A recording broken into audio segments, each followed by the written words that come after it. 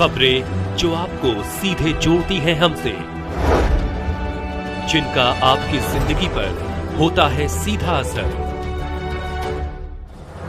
खबरों की वही तस्वीर, बिना बदले बिना डरे, जज्बा सच का लिए, सच दिखाते हैं।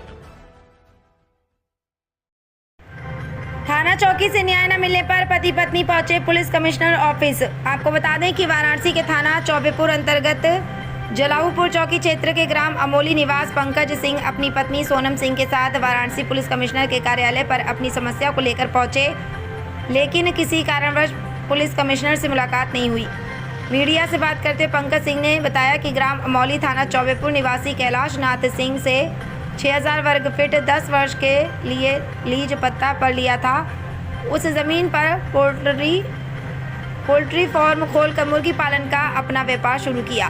अभी ड्यू डेट के अनुसार मात्र 3 वर्ष ही हुए थे। विपक्षी कैलाश नाथ के मन में खोट पैदा हो गया। अब पोल्ट्री फार्म निर्माण को कब्जा करने का प्रयास कर रहा है, जबकि पट्टे की शर्त के मुताबिक हर साल 6000 किराया भी देते चले आ रहे हैं। विपक्षी कैलाश नाथ सिंह अब उस पोल्ट्री फार्म को जबरदस्ती कब्जा कर रहा है। इसकी शिकायत थाना चौबेपुर जलाऊपुर चौकी पर कई बार शिकायत हमने की, लेकिन मेरी कोई सुनवाई नहीं हो रही है। हमने हार कर आज वाराणसी के पुलिस कमिश्नर के कार्यालय पर अपनी न्याय के गुहार लगाने पहुंचे। मैं पंकज सिंह, ग्राम पोस्ट अमोली, थाना चौबेपुर, जिला वाराणसी का निवासी हूं। आज पुलिस कमिश्नर से मिलने आए हैं। हाँ, मैं उनको एक प्रार्थना पत्र देने आया था, जिसमें चौकी इंचार्ज जालूपुर जो मनीष जी हैं, उनके सह पे उनके द्वारा मेरा पोल्ट्री फार्म कब्जा करवा लिया गया है।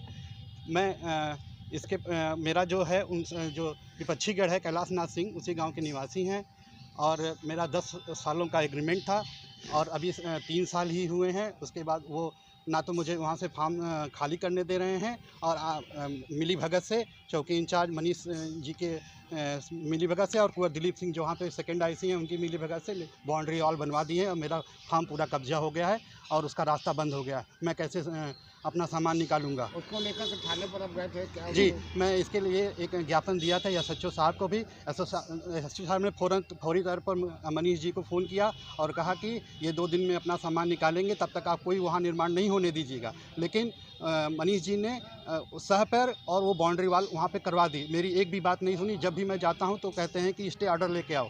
मैं क्यों स्टे ऑर्डर लेके आऊँ? किसी का रास्ता रुकना जो कि मेरे एग्रीमेंट में है, वो क्यों रोक सकते हैं मेरा रास्ता? बोलते मेरा फार्म 3 साल से चल रहा था वहाँ पे, मैं उनको प्रॉपर ऑनलाइन उनका पेमेंट कर रहा हूँ।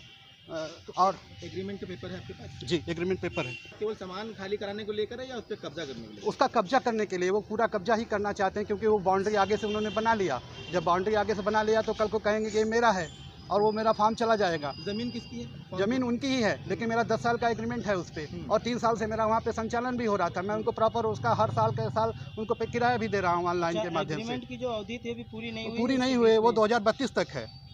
तो जी, मतलब आपको बताया नहीं कि क्यों खाली, मतलब वो ऐसा क्यों कर रहे हैं? वो पहले एक बार बोले कि आप हमारा खाली कर दीजिए, लेकिन 14-15 लाख लोन लेके कोई अगर फार्म बनाता है, उन्होंने तो नोटिस भी भेजा है खाली करने। तो मैं बोला कि अगर 14-15 लाख रुपया लगाया हूँ, आप तुरंत मुझे खाली करने को दोगे तो मुझे थोड़ा सोचने का मौका दीजिए। मैं सोचने विचारने में रह गया। तब तक वो कब्जा करने के उसके पहले मैं सीपी महोदय को भी ऑनलाइन माध्यम से मेल भाई मैं बोला कि सर मुझे मेरा फार्म खाली करना है, मैं विवाद में नहीं पड़ना चाहता हूँ, मुझे वो खाली नहीं करने दे रहे हैं, इसलिए मैं अपना खुद स्वयं ही हटा लेता हूँ। फिर भी जब मैं जा रहा हूँ तो वो खाली नहीं करने दे रहे हैं, मुझे हटाने नहीं दे रहे हैं। कितना मांगे थे आप? समय कितना मांगे थे खाली कराने में? खाली कराने का लिए कोई समय नहीं था, क्योंकि हमारे एग्रीमेंट में वो हमें नहीं कह सकते कि आप खाली कर दो। मैं कहूँगा कि जाने पे वो घर की औरतों को आगे करता है। पोल्ट्री नहीं, खाली करने का कोई समय नहीं मांगा था हमने। अब मैं खुद बोल रहा हूँ कि मैं खाली कर रहा हूँ। सीपी साहब को भी मैंने दे दिया था एक बाई मेल। मतलब केवल शर्त आप कितनी कि आप खाली? हाँ, बस मैं अपना सामान, उनका जमीन खाली, वो भी चाहते थे सामान आपका फंसा हुआ। हाँ, पूरा पोल्ट्री फार्म में खाली कर लेता हूँ, वो अपना ज़मीन अपनी रख लें, यही मेरा वो है निवेदन है। अभी तक आप किसको जानकारी दी है इसकी जानकारी मैं सीपी महोदय को बाई मेल दिया था, थाना प्रभारी को जी को दिया हूँ, उनके द्वारा कोटेड होके गया कि इसका समाधान कराइए। जब तक समाधान नहीं होता है तब तक वहाँ पे कोई निर्माण नहीं होना चाहिए। कौन चौकी इंचार्ज है? चौकी इंचार्ज है मनीष चौधरी जी और उनके साथ लगे हुए हैं कुंवर दिलीप सिंह, जो विपक्षी गढ़ के किसी दूर के रिश्तेदार हैं। अच्छा। और उनकी मिली भगत से मैं बार बार उनके यहाँ कम से कम 22 तारीख से दौड़ रहा हूँ, लेकिन वो मेरी कोई सुनवाई नहीं कर रहे हैं। पुलिस कमिश्नर के यहाँ आए हैं, क्या उसका रिस्पांस मिला आपको?